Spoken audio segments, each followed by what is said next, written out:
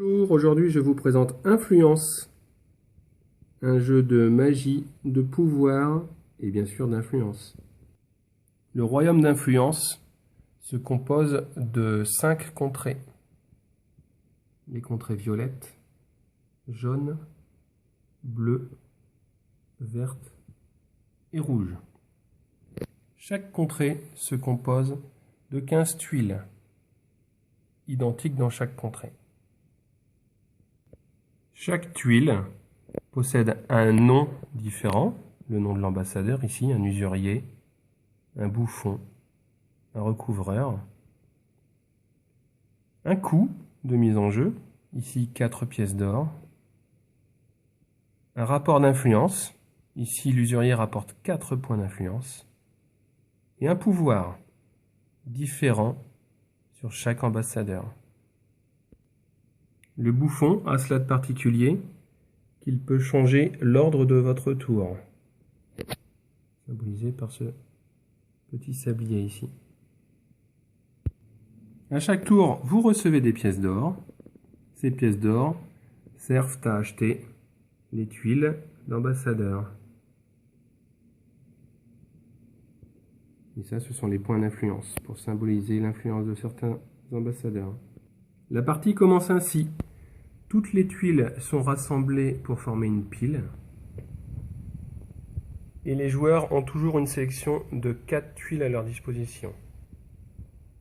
Un tour de jeu se passe ainsi. Vous recevez 3 pièces d'or et à votre tour, vous pouvez prendre une et une seule tuile parmi les 4 disponibles.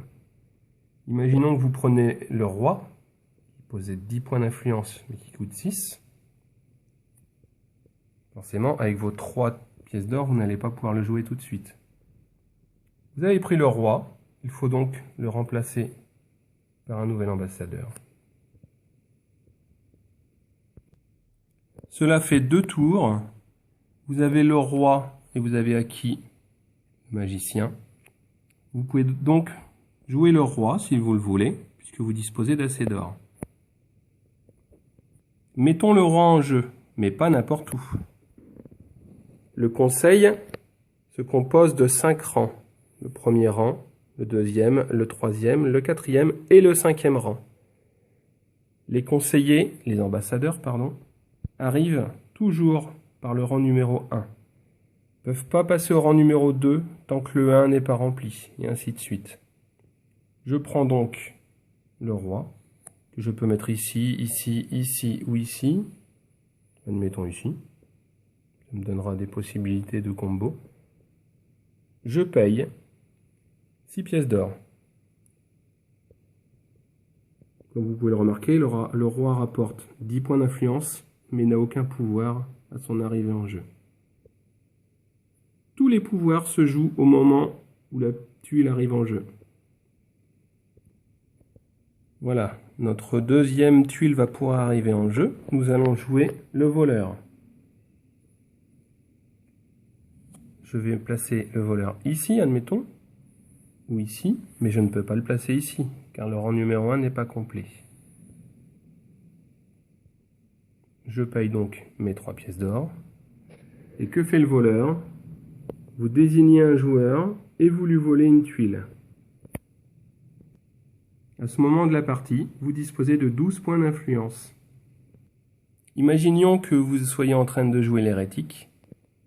L'hérétique est particulier car son influence est donnée au moment où la tuile arrive en jeu. Si je le mets ici, son influence sera de 2, puisqu'il obtient l'influence de la carte adjacente la plus petite. Ici toujours de 2, ici de 4, ici de 2. Donc on va le mettre ici, en soit assez logique. Il obtient 4 points d'influence. Nous mettons donc 4 pions d'influence. Mon deuxième rang est terminé, je vais enclencher sur le 3e rang et je décide de jouer le bouffon.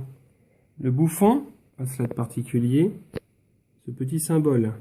Cela permet de jouer votre tour comme vous le voulez. Normalement, vous devez recevoir 3 pièces d'or, piocher une tuile et jouer une tuile de votre main. Là, comme je l'avais déjà en main, je décide de le poser en jeu. Et vous voyez son pouvoir. Je peux défausser autant de tuiles à disposition et en repiocher autant que j'ai défaussé. Je décide d'en défausser 3, parce qu'elles ne sont pas terribles, donc je vais défausser le dragon, le magicien et le voleur. Donc j'en révèle 3. Ah bah, très bien. Et encore mieux. Et comme je n'ai toujours pas pioché de tuiles, je décide de prendre la reine. Et je la mets ici. C'est la fin de mon tour. Stop, la partie est finie, car je viens de remplir mon conseil. Même si les autres joueurs n'ont pas rempli leur conseil, la partie est finie. On compte alors le nombre de points d'influence que l'on a, sachant qu'en plus, les ensembles rajoutent un point. Ici, nous avons un ensemble, plus 1 point, plus 2 points, plus 3 points, plus 4 points, plus 5 points, plus 6 points. Ces 6 points s'ajouteront au total de votre influence. Celui qui a le plus d'influence remporte la partie. Vous avez vu que Influence est un jeu relativement simple, mais rempli de combos qu'il faut bien maîtriser pour gagner le maximum d'influence.